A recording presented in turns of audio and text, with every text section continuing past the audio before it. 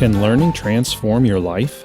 This is Impact Learning with Maria Zinedou, a podcast where you will hear personal stories about how we learn, work, and live in the connection economy. Together with her guests, she will teach you to design your learning journey and create the life you want. On today's episode, we never really did know what was going on in someone else's life. We just assumed and colluded to ignore it, right? The kids are going to show up after sleepless nights without breakfast, and they were going to act like kids who were ready to learn. And the teachers who did the unique, heroic work of actually meeting their kids where they were and making sure they're okay and doing that kind of slowing down would always change the learning situation. Hey, it's Maria, and you are listening to Impact Learning. I hope you and your loved ones are all doing well and staying calm, safe, and healthy. I'm thrilled to welcome back my dear friend and positive psychologist, Robert Zeitlin. To learn more about Robert and his journey over the years, you can listen to episode 11. Today, we focus our conversation on his most recent work during the pandemic. Robert is the author of the book, Laugh More, Yell Less, a guide to raising kick-ass kids. When the pandemic started, he decided to publish the stuck-at-home edition of that book, and then he followed with another one, But I'm Not a Teacher, a parent's guide to learning under lockdown. Robert has been helping parents and children turn the challenges created during distance learning and working from home into learning opportunities for the whole family. During our conversation, we dive into the learning superpowers from positive psychology that can help parents identify their children's character strengths as they learn together and make their lives better.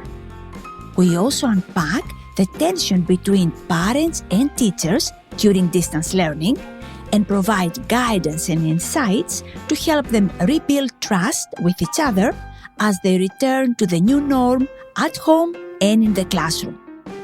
Robert and I take our conversation to a whole new level when we start exploring the concept of learning in relationships.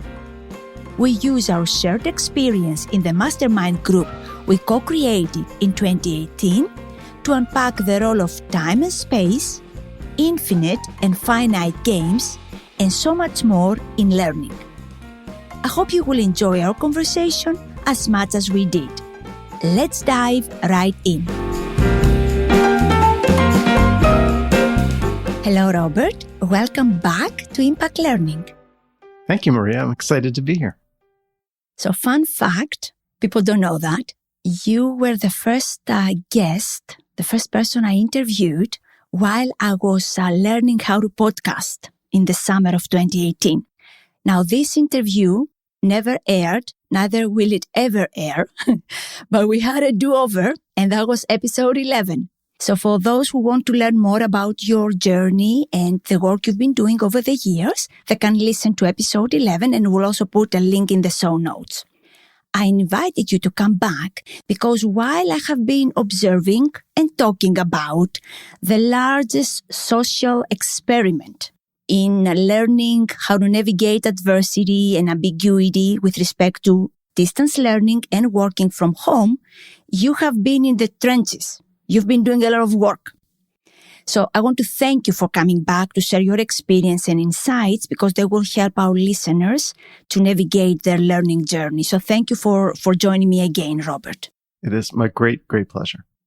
So let's start with the work you do and what you have been up to during the pandemic. Like you said, so many things. I think as much as people were either on the surface or sort of underneath freaked out when the pandemic started and things started changing and our social situation started changing, our learning environment started changing, I started getting very active on a subatomic level vibrating and creating and working very hard to pivot. And just like that first episode that will never see the light of day, my first pivot was a great idea that was actually before its time and was not really what I should be doing. And then within a few weeks, I started in the direction that I've been on pretty much since then, which is doubling down on my supportive parents. For those who don't know you, what is your profession? I'm a positive psychologist. I'm a licensed psychologist. Actually, now I'm authorized to work in multiple states. And also, I'm a school certified psychologist who's been working in the schools in Philadelphia for 21 years now. Beautiful. You wrote a book. What is the book about? I published 2 books during the pandemic. One was an update of my 2015 book, Laugh More, Yell Less, A Guide to Raising Kick-Ass Kids. I created the Stuck at Home edition. So I augmented a lot of the ideas that were very applicable and added pieces that were going to be helpful to parents who were now trying to parent with much more of a 24/7 format. But I think the book that you're referencing is one I published in September of 2020 called But I'm Not a Teacher, A Guide to Learning Under Lockdown. Mm-hmm. Who did you write this book for and why did you write it? Like many things that we do, my original intent of who I was writing it for and the purpose evolved while I was writing it. So I began with the mission to give parents some how-to manual with tips as the school year was starting up. Our first school year was starting in the pandemic. We had finished the prior school year and it was a mess. But now we had the summer to plan. And so with parents walking into the ultimate challenge, as you said, of managing distance learning and working from home, each of their work settings and social environments changing, while their kids were, seeing the next phase of this adventure. What I set out to do was to write a book of tips and techniques and tricks from my toolbox as a positive psychologist and my knowledge of schools. But what it eventually became was I felt there's another part of me that wanted to write a different book I wasn't aware of as I was writing it. And that book was more of a manifesto on learning and very much echoes and resonates with the work that you've been doing here and since I've known you. And so I thought, well, maybe this book isn't for the parents who are going to pick it up and look for a manifesto, but I ended up weaving the two things together. So it was a little bit of a rant or a manifesto wrapped around 24 detailed ideas and techniques that parents could use to help manage learning under lockdown. Mm-hmm. Let's start with the learning superpowers. What do you mean by learning superpowers and what are they? So learning superpowers are a subset of the character strengths that form the base of positive psychology. Positive psychology is the study of happiness and flourishing, but the field is based on a set of research that identifies 24 character strengths. And one subset of these character strengths is a subset of knowledge and wisdom, which include things like love of learning and perspective, as in critical thinking. And these are what I call learning superpowers. I look at all these character strengths as superpowers, but in this case specifically, I'm handing these learning superpowers to parents on a platter because part of the manifesto idea with the book was schools have been stealing the passion and the interest in learning from our kids for years. And here was actually your secret opportunity. Now that you had your kids at home and you're managing all these demands and requests from the school, here was your opportunity to pivot learning around your kids' curiosity, your kids' creativity, their thirst for real knowledge, not necessarily, textbook knowledge that they regurgitate on tests. So learning superpowers was one way that I framed a mission that I was handing parents that they could embrace during this period. Mm-hmm. The 5 superpowers that are under that category of wisdom and knowledge are creativity, judgment, which is, like I said, critical thinking, a love of learning, perspective, and curiosity.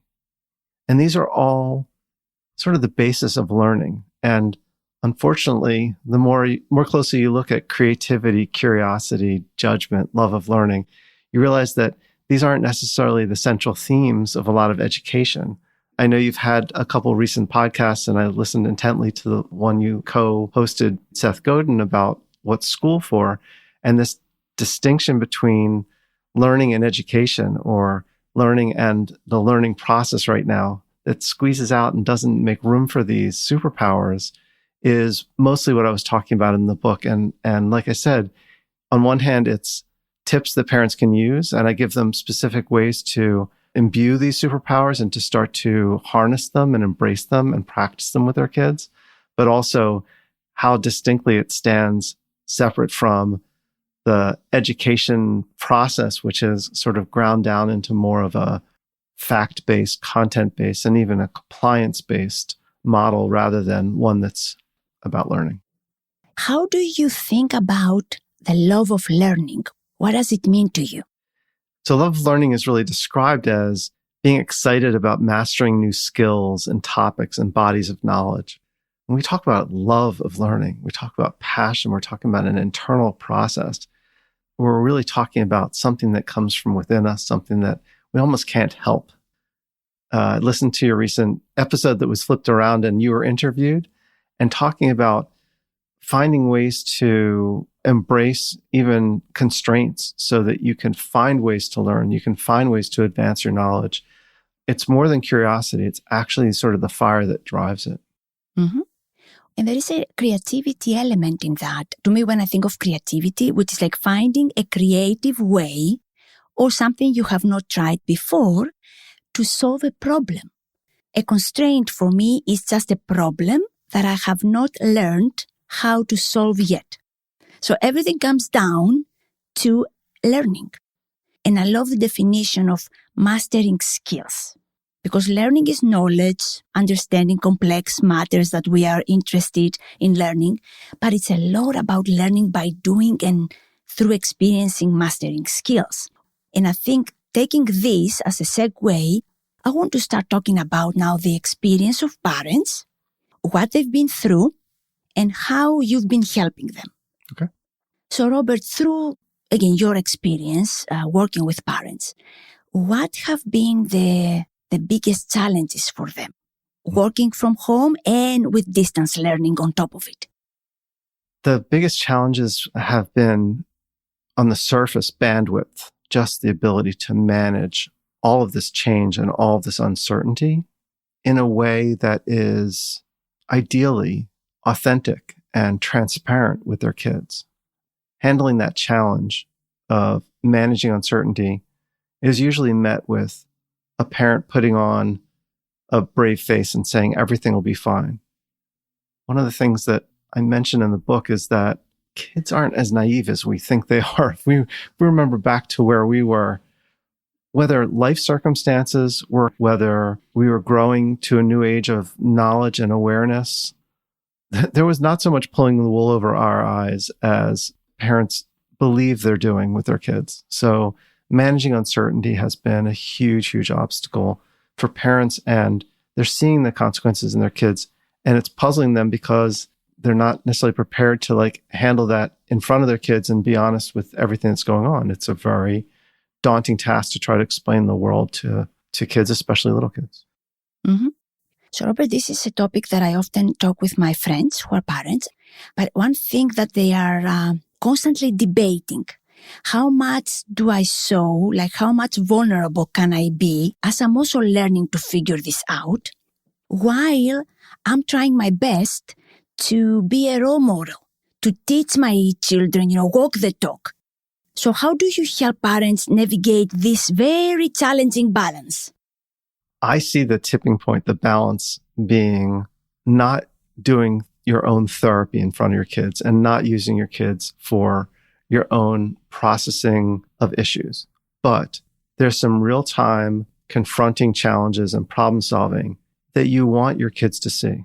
Our reflex as parents is to hide that stuff. We want to protect kids.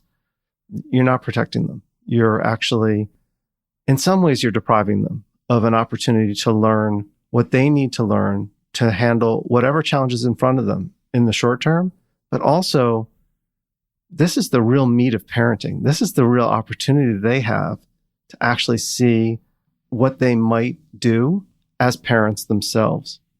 And they're going to be in situations between now and when they're parents that are also going to call for leadership and call for transparency and call for communication. This is an opportunity for you to be brave enough to share with them, developmentally appropriate. You don't want to freak them out, but you also can't overprotect them. It's also going to freak them out. There's a level to which it's not comfortable to be kept in the dark.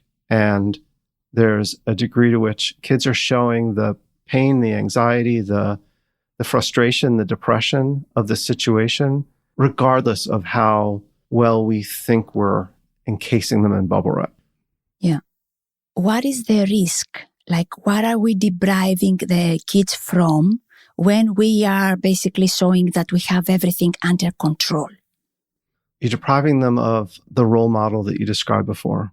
There's a difference between the role model that you want to be as the perfect parent on Instagram and the role model that your kids actually need to see.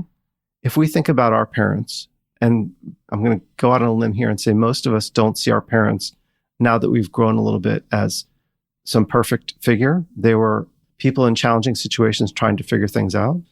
They didn't have any training as parents themselves. Parents now can relate to that.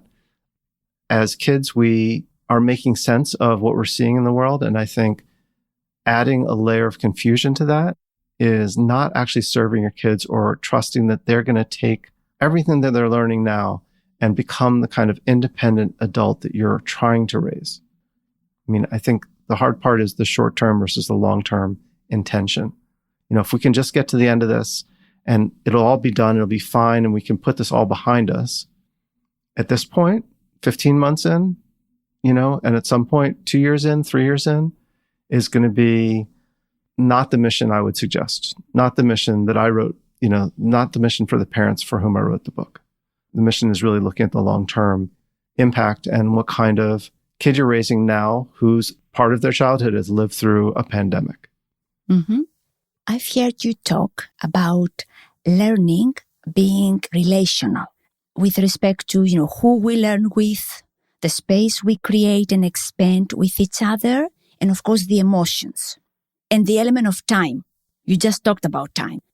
Help us unpack this relational aspect and how we approach it. Again, now thinking of parents.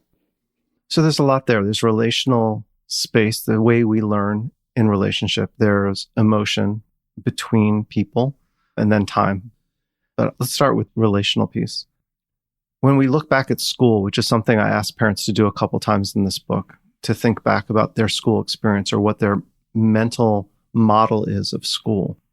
I think most of us look back and think about that teacher, that administrator, that coach, that best friend, the relationships that we had. These are the framework and the structure of learning. We learn in relationship. We do everything in relationship. Let's be honest. We can talk about being on an island and identifying our feelings and sort of meditating and what they call navel gazing and figuring out what's going on in us. But really what's happening 99% of our lives is in relation to another person. The experience that you and I have had in the relationship that we've had for the last several years, which has been marked with different parts of our learning journey and our learning about learning and learning about education, I couldn't have made the same gains without our relationship, without the mastermind group that we formed, the workshops that we've done, the things that we've created together, my being able to participate in your podcast, you reading my book. Like, there's a space between us. And in that space, there's room for growth. There's room for connection, love, learning. But specifically in this case, the space that creates for learning is huge. And the fact that we've discounted that relationship piece in the learning process, especially in education, but even in the learning process, and said, this is something you need to go do. Here's a book, go off in the corner and learn this. I heard you recently tell a story about your mother going to school, but them not necessarily having books. So she would crash course study the book before she went in school and then answer all these questions. It's a version of the current learning process where we're just like throwing content at kids and then demanding they repeat it. And your mom felt pride in that because she, like the constraint that you described, she figured out a way to solve that problem. I think the problems don't need to be individual problems. The problems are better solved in relationship. The kind of kids we're raising, the kind of future innovators and creators that we're working to create are going to be doing that in tandem, going to be doing that in teams, going to be doing that with other people. I know for myself, the collaborations that I've had and the opportunities to grow and expand and create things have been the synergy, the opportunity in that relational space has been so much greater than what I could have done by myself with a notebook, with a book, with a microphone. Yeah. You know, Robert, you mentioned something that I remember also at the beginning. It was over 3 years ago that we met and we formed together the mastermind group together with two of our friends, David and Ido. I think you said something, I'm paraphrasing, like, we don't know what will come out of this. Something like that. But you said, I have a sense, and that was after the first call. We had a quick call. And you said, but I have a feeling or, intuition that we want to explore this. We were not going to solve a problem in a month, and we didn't know what will come out of it. But I think through your journey and the different milestones and points and through mine, now as we talk about, the two of us, and then the shared learning experiences and discussions and reflections and talking about challenges, we started expanding this space. And that's why we are today where we are, which is not where we started from. We just started with a conversation and a lot of ambiguity, like what will come out of it. We do not know, but we both felt we would learn something. And then we said, okay, there are two other people out there. Let's all join together and start doing something the mastermind call every week. The consistency and the effort and the progress. And the container, an infinite game container. This concept that we were both introduced to through Seth Godin's Alt MBA, that there are short-term gains, like study this spelling list and I'll test you on Thursday.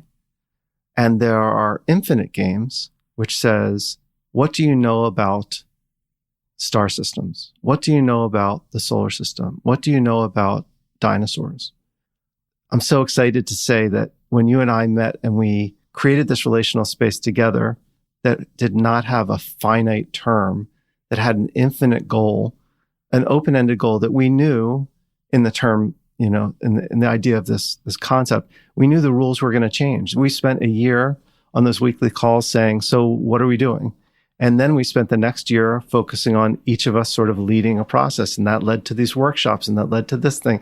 And next thing you know, you've launched Impact Learning. And David's off with Higher Cause and Ido is changing his life. And, I'm writing book. Like, it's amazing. The sparks that start to fly off it when four people trust each other enough to enter that space, but not necessarily have a deadline and deliverables and, a finite, this has to turn a profit. This has to show results or I'm out of here. That's a great segue to talk about time. So when I think back last March of 2020, I was actually thinking about it like the other day. Who in the world made the decision to switch from in-person to online in a week? Do you remember that? Like, in most of the states, at least the states that I know, they said, we are going to take next week, we were mid of March, we're starting, basically seeing cases and all the uncertainty that was in front of us. And people at the state level, I think most of the people at the state level, said, we have a week. So, dear teachers and educators and principals, we have a week to switch online. And I thought to myself, who in the world made this decision, Robert? Like, a week to do what? You don't even have time to breathe. So let's talk a little bit more about, like, parents have been frustrated, but there are a lot of elements related to time that created this unnecessary tension. So let's talk about the parents being receivers of that news in March 2020, being receivers of more news as the school year went on that was never good news for parents, and then being left out without information until very late in the summer about how school would reopen. And then, at least around here, several schools and school systems changing their intention with weeks to go before school, or even when school was about to reopen. There's one school district out here that took the first 2 weeks off because then they wanted to retool so they could do online or hybrid. I predicted in the book, it's funny, I was working with someone who was helping me design the cover of the book, and she said, we really have to rush and get this out because the pandemic is ending and like kids will be back in school and parents won't need this. And I'm like, I hate to be a doomsayer, but this is going to be needed. I hate to say it, but like we're still talking about the book now well into almost the end of the school year. And I think parents are going to need this book again next fall because we don't really know what we're walking into. And so all this to say, the average parent has been yanked around, not communicated with, demanded that they do things like change their home structure, change their work situation. Women are on the back end of this. People who are working hourly labor are on the back end of this. They have very little choice, very little flexibility. And it's not been fair is too light a word. It's been completely unfair to parents what schools have demanded of them. If you ask who made this decision, who consulted the parents, who consulted any family or asked them for their help? It's been a brutal process for kids. They've been on the back end of this, but parents too. Mm-hmm. How has the relationship between parents and teachers evolved during the pandemic following everything you are talking about? It's interesting. We were talking before about parents being a little bit more transparent. I think the teachers that were leaning towards the human end of their job, of being understanding and empathetic with parents, understanding what kids are going through, have created a plus in that category, have created stronger relationships with parents, in spite of schools and school systems not treating parents well. I think overall, education and parents, the relationship is crumbling. I think it is creating such a deficit of trust and such a low regard for each other that we're almost going to have to rebuild either this fall or next fall to start those conversations. I work in schools in the inner part of the city, and there's a lot of parents who are mistrusting of the medical system, mistrusting of the health system, mistrusting of the school district's intentions. I'm not sure we're going to get more than maybe 50% of those kids back in the fall. I mean, right now, as we're talking, the administration and the Department of Education is pushing this very strong party line, including the head of the teachers union is coming out with, we're opening schools 100% in the fall, 100% schools open for business. And I get that, and I get the intentions behind it, but getting to your question, they've left the parents out of this equation and they're not asking anything. They're just assuming that the few parents who are very loud about wanting their kids back in school speak for the whole of the community. Mm-hmm. So, Robert, you are the psychologist in our conversation here. I'm not, but I have to think that it is difficult to go through life, even a day, if I don't trust myself and I don't trust those around me. Whether it's my family, my friends, the education systems, the school. So what kind of guidance do you provide to parents to help them rebuild trust? It's so hard. It's so hard to have one half of a relationship build trust. Almost impossible, but I don't want to be so black and white about it. I think there are things that parents can do. One part of the book suggests that not just starting off your kids' learning day at home with connecting with where they are and what's going on with them. You and I started a mastermind group several years ago, and at some point, we agreed to stop just saying, how are you? I'm fine. We agreed to actually show up and ask and find out how everyone's doing and where they are. And it changed everything. And that experience has changed everything for me, has changed how I've approached my working relationships and my personal relationships. It just, that experience of slowing down to ask the question and to pay attention and to make eye contact is almost rebellious in not just our society's kind of movement to go faster and to be productive, but also in the face of 15 months of gnawing community anxiety about uncertainty. If you can actually slow down and make eye contact, connect with the teacher, have a conversation about what's going on and how everything is going, you change the whole dynamic. And that's the one suggestion that I make to parents in the book. There are also educators, there are teachers who are listening. What insight would you share with them to help build, again, trust both sides? I had amazing conversations with teachers about a year ago who were hearing from their administrators and their supervisors that they really should be very cautious about what they're demanding of their students in all of a sudden, like you said, a snap-second decision that they should be learning from home. They didn't know if they were in a house where someone was sick. They didn't know if they had lost a grandparent. So these educators came to me and said, we're being told that we have to take it easy on kids, that we can't assume what's going on. And I really don't know how to finish this year because the end of the year requires all this compliance stuff of, hand this stuff in, get these grades, study for this test. It's really clashing with, the advice is clashing with the agenda, the curriculum, what was already in place. And I empathized with them, but I also said, listen, we never really did know what was going on in someone else's life. We just assumed and colluded to ignore it, right? The kids are going to show up after sleepless nights without breakfast, and they were going to act like kids who were ready to learn. And the teachers who did the unique, heroic work of actually meeting their kids where they were and making sure they're okay and doing that kind of slowing down would always change the learning situation. So these teachers came to me at the end of last year and they were confused. And I said, here's the challenging part. Next fall, things are going to start up and there's going to be a reset.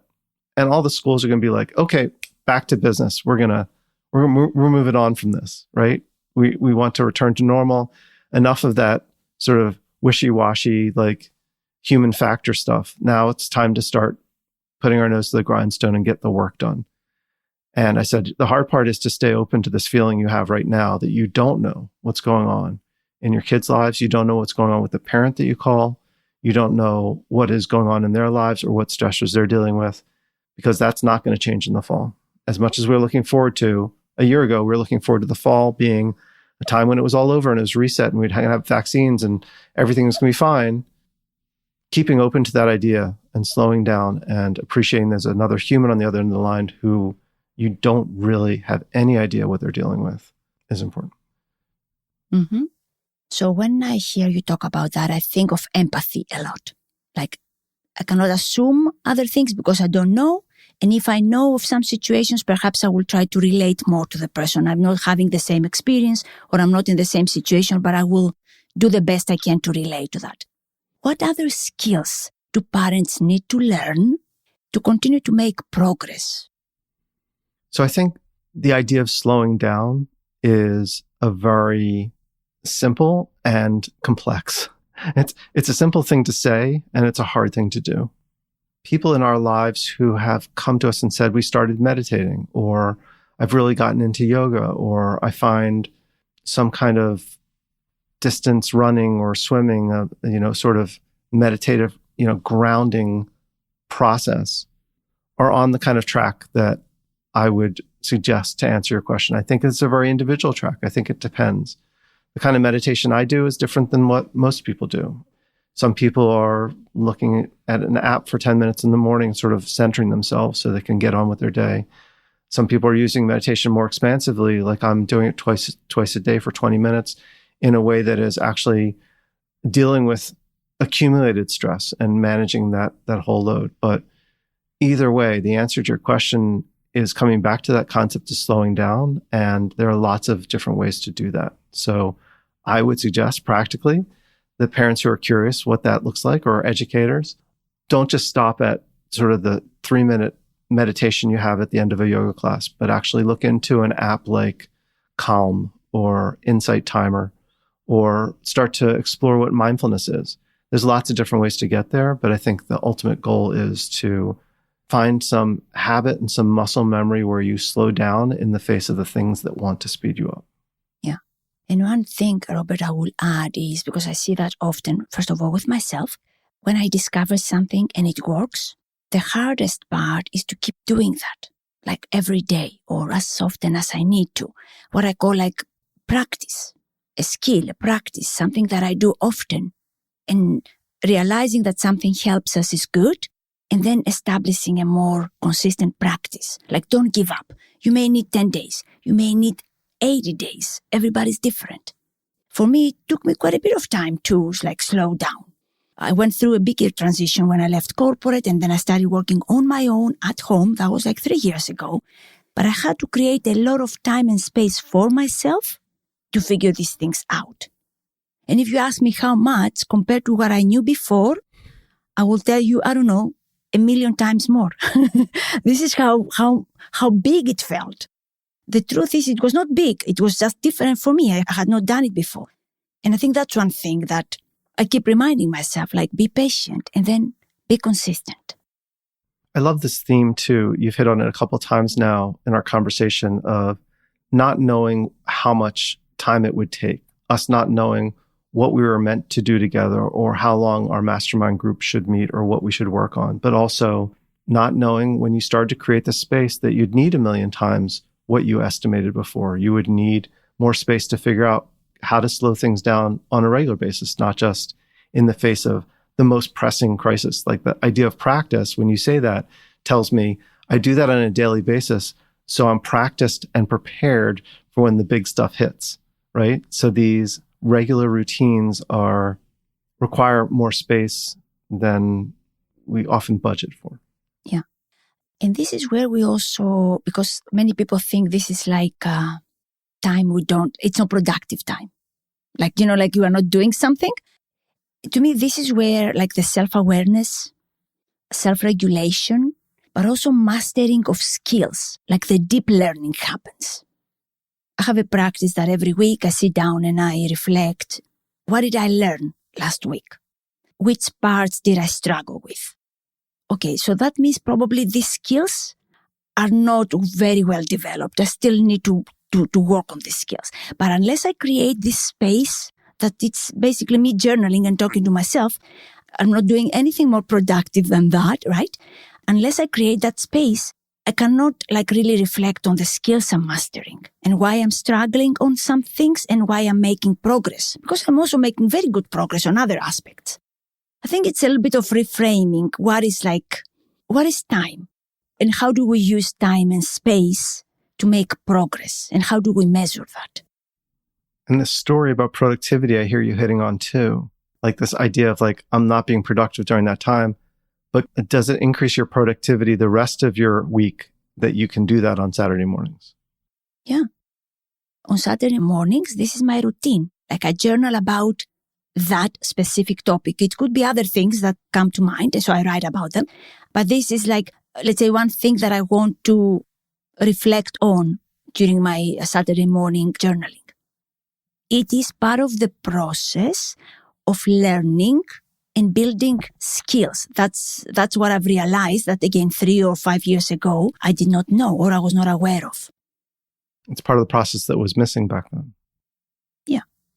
So it's more intentional learning, because learning is about mastering skills so we can continue to learn the things we want to learn. What are the different ways that parents have responded to the pandemic, crisis and situation and all the aspects that it brought? Did you see a lot of variation in the way that they responded? Or more or less, did you see that everybody was going down the same path? I saw a lot of variation with a a surface level of anxiety and a low level bubbling of panic, there was a tendency to sort of follow someone who was out front, and we should all do that. We should all do this one thing. We should all do this for our families. And so in that way, there was kind of a very similar vein to what a lot of people were doing. But when we eventually, sadly, once we hit 6 months, once we hit a year, then we started to see similar challenges coming up. Like, how is my family structured now that things have changed? How do we parent? How are we parenting intentionally? Now that we're both in the house all the time and we're not dividing and conquering the same way. So the challenges that parents have been confronting have been similar in some ways, but it depends on sort of whether you're the half of the parents of the world who are looking at this constraint as a problem to solve, or the half that's looking at as still something I just need to hold my breath a little bit longer and we'll get back to normal. Mm-hmm. What is, or maybe what are the biggest lessons parents learned? Maybe first about themselves, and then about also their relationships with their children. There's another one in between those two. About themselves first, that self-care could no longer be treated as a luxury.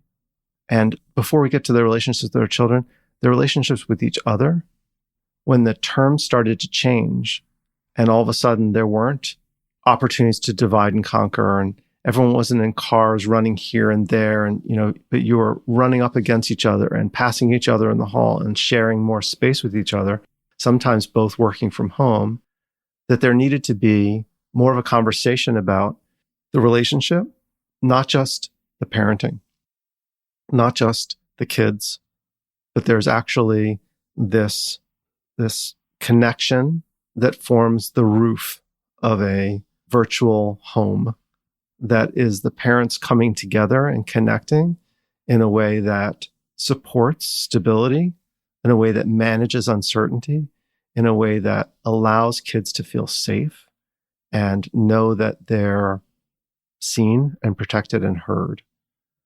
So the individual self-care, the parenting unit, and then the connecting with the kids is a matter of, as you said, empathy before, as a matter of, there's a chapter in my book called Be Glinda, Be the Good Witch, from The Wizard of Oz. Like, think about the tone that you're approaching your kids with and be that person who sees their potential, is on their side.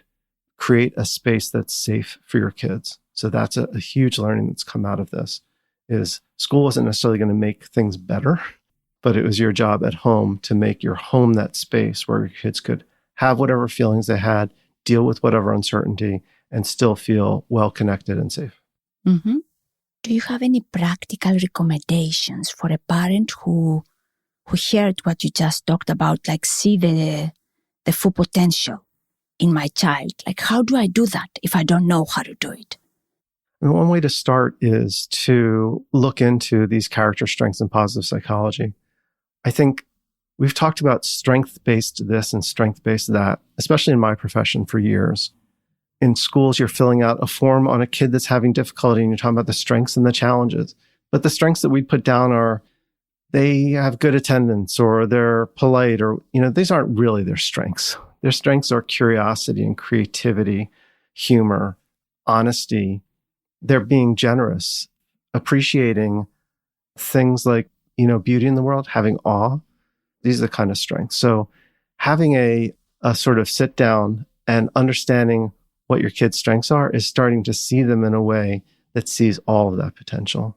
I mean, for instance, looking at your kids is like, I have 3 kids, and this one's really a math head, and this one's into art, and that one's into sports, is almost sort of slotting them into like what the world is offering them. It's going to offer them a degree in some STEM field. It's going to offer them a scholarship in the sport. You're guiding them to a future that's based on someone else's criteria. Rather, use your own criteria or borrow these ones from positive psychology, because it's be much more useful to them, and they have a lot more avenues to exercise their creativity, their teamwork, their leadership, their honesty. So that's a place to start. Mm-hmm. What recommendation or suggestion do you have for parents to continue to to build trustful relationships with their children and with teachers. I've started off every workshop that I've done with parents for the last year with the metaphor, even the cliche of when you're in an airplane and you're about to take off and they do a presentation, they tell you to put on your oxygen mask before you put on your kids. And I asked them why they do that. And I reframed the question. I said, well, why do you know that? Like, why is this information that's in the front of your mind? And they said, well, because it's true. I said, yeah, but you were the only one paying attention. You're in this workshop because you're a steward of your family. You are responsible for their emotional and mental well-being. And that's a huge, huge responsibility. Unfortunately, often carried by one parent and not shared as much as it could be. Divide and conquer, right? Because there are a lot of demands. So my answer to your question is not put on your oxygen mask first, but my answer to your question is before you go into that challenge of building a relationship with a teacher or preparing your kids for next fall, whatever that's going to bring, figure out what supports that you need to set that up. Figure out what kind of time with your friends, time for yourself, self-care, therapy, coaching, a parent group, some kind of support system, because you are not as strong as you could be with those supports in place. So I would start off, the first step in that marathon is to take a step back and figure out what support system you need to run it. Yeah. How do parents know they are making progress on their own versus I need to stop and ask for help because I'm not making progress? Like, what are the signs? What are the triggers? How do they know? That's a great question. I find myself speaking with parents about calls that they're making for parent coaching. I need help with our daughter. I need help with our relationship. I need help with my partnership. I need this, I need this, I need this. So what we're aware of when we're making those calls or wondering, asking ourselves the question you just asked, is that there's something that doesn't feel right. And we're not sure if it really requires help. But in my experience, we understate that need so greatly. And we are so used to taking care of things ourselves that just like your Saturday morning ritual, I don't think it's something that you would have prescribed or known that was necessary back then, but you couldn't replace it now. And I'm not saying that therapy or parent coaching or my support to parents is necessary and everyone should have it, although I think there are a lot of families that could use it. But I think we underestimate and we short ourselves in favor of, I don't know a single parent who wouldn't say the following: I'd spend my last dime on my kids, but I'm going to wait, for that next thing for myself. That's not, I'm not the priority here. Let's focus on the kids. But if you're not also doing that self-care and also taking care of your relationship and the structure of your family, which is supported by the parenting partnership, that's not actually serving the kids. So I think the answer to your question is before you think you're sure, is probably when, if you're asking that question, how am I doing and do I need support? It's worth looking into. Mm-hmm. How long does it take for parents who come to you until they are starting to see that they are making progress? It really does vary. The way I'm working now in a team approach, approaching parents and parent coaching and also supporting their family, that we're not starting to work with people who aren't able to commit to like a 6-month engagement, because I can't say that it's going to take 6 months. I think that we'll start to see results sooner. But if we're not making a commitment, we don't have the flexibility, the space like you and I created back when we met. So the short answer is somewhere short of 6 months. The longer answer is the results and the change that we're looking for right now, coming to someone like me in kind of crisis mode, may be different from what you actually are looking to do with your family. And so I find families at that 6-month mark saying either, thank you so much, we've made this progress, we wanted to reach this goal, we needed to get back to this place of functioning, or saying, great, now that we've done that, now we can see that there's work to do and we're ready to go forward on the longer term, setting our kids up for high school, setting our kids up for college, setting our family up for a long-term expansion. So it varies. But the short answer is somewhere short of 6 months, usually in that space of that first 6-month engagement. So the element of time and space, and be patient about the progress we are making keeps coming up, I think, in this discussion. Yeah. Early on in my career in business, there was a professional who said, I know you're coming to me with this problem and you want a solution today, but it took probably somewhere between 6 months and a year for this problem to be created. It's going to take a little bit more than a day for me to find a solution to it. Yeah.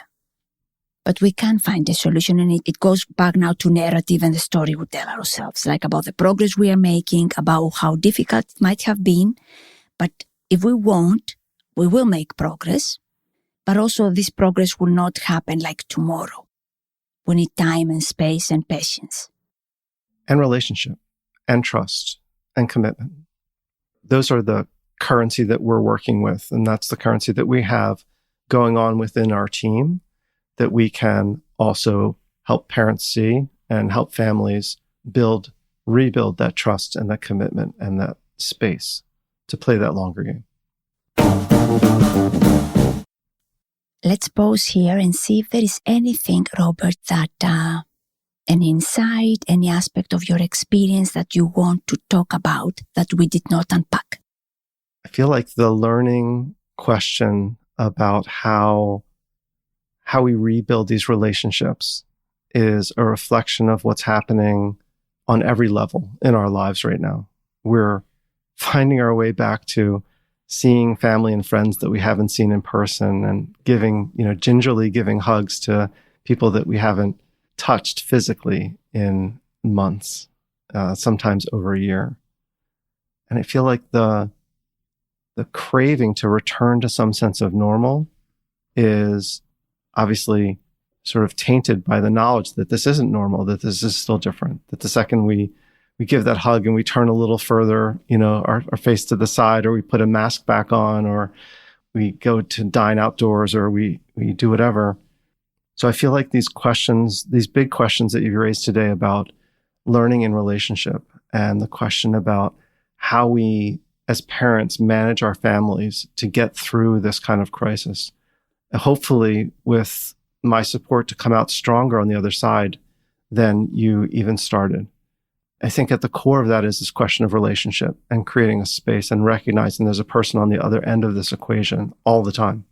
And you can say it's about empathy, but I think at the end of the day, if it's not in relation to someone else, it's made up. It's not actually moving anything forward. When you have these goals that you've discussed in terms of learning, in terms of our families, they all happen in relationship. The question about whether making progress is looking around and seeing whether the people around us are making progress. Yeah. And perhaps a good question, you made me think of this now, for parents and teachers, after everything you have been through, now you have an opportunity to rebuild your relationship between parent and teacher. I mean, I'm a creative, curious person, you know that. To me, this is like amazing. So you have now an opportunity to rebuild it. So what would you like it to be? And ultimately, I also think of children and students. When you rebuild this wonderful relationship, you decide what it is. Your children and your students are going to be benefited from that because they're going to be actually in the space between the two of you. Exactly. And the two of you hold these very important roles in these kids' lives. And the stronger that you can become by taking care of yourself, the stronger your relationship become, the stronger your trust in your relationship with the other person who's helping raise and educate your kids.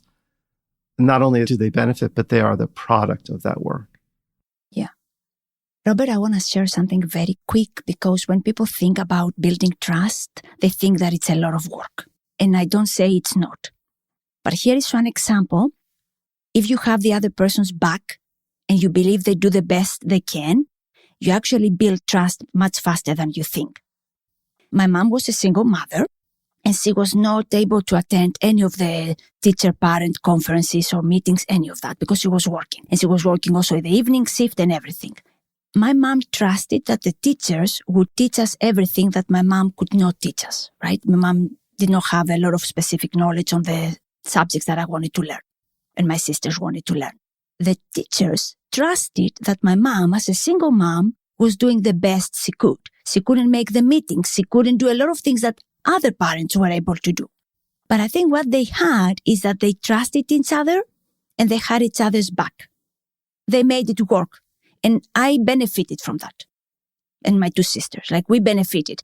There was never tension. I always saw collaboration. Now I have words for it. They had each other's back. I know it's different, many decades later. I just want to share that it's not often as difficult as we think it is if we just believe that the other person is doing the best they can. I think the opportunity that teachers have to believe that about parents is a game changer. It's almost an underground rebellious statement among educators to say, this parent is not trying to send their worst to school. They're doing the best they can. What we're seeing is the best that they can do, and meeting them there changes everything. And I would say that that could extend to every relationship we have, whether there's a principal that's breathing down your neck for lesson plans as an educator, whether it's a parent who has to respond to the needs of working from home and demands from school, etc. The other person on the other end of that equation is responding to pressures like you are.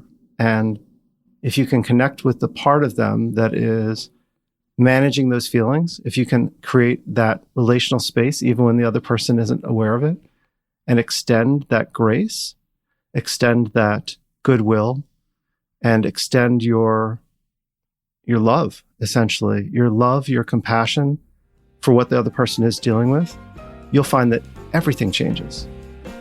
Wonderful. I loved our conversation. Thank you so much for joining me, Robert. It was my pleasure. Thanks for listening. I hope you enjoyed this episode as much as I did, and you took away at least one idea to experiment with as you continue to make progress with your learning. I would love to hear your recommendations for guests who are disrupting how we learn, live, and work today and in the future.